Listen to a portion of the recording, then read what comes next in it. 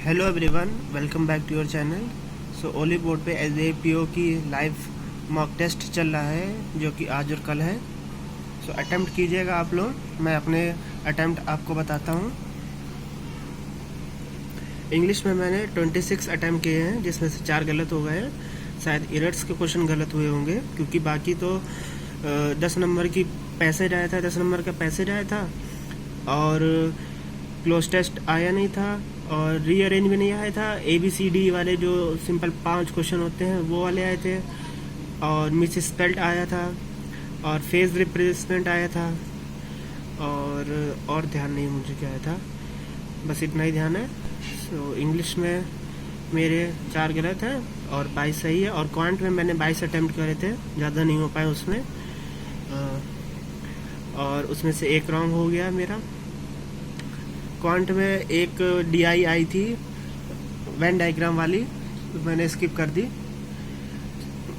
थोड़ी सी बड़ी लगी थी और बाद में अटेम्प्ट का टाइम ही नहीं मिला करने के लिए। सो इंग्लिश वो क्वांट में मेरे इतने ही अटेम्प्ट हो पाए, और रीजनिंग में सारी पजल जितनी अटेम्प्ट करी आधी आधी करके छोड़ दी, क्योंकि बन ही नहीं रही थी वो पजलें।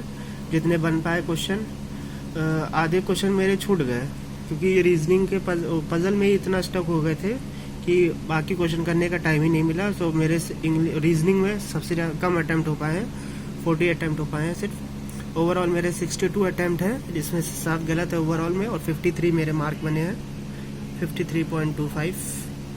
रीजनिंग में सबसे ज़्यादा नंबर कम आए हैं, उसमें से 14 अटेम्प्ट हो पाए हैं।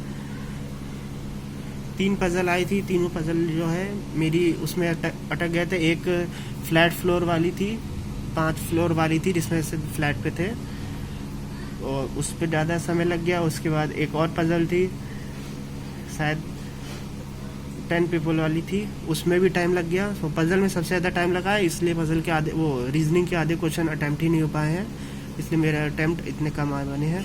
आप सबके क्या स्कोर और अटैम्प्ट रहे थे ज़रूर बताइएगा।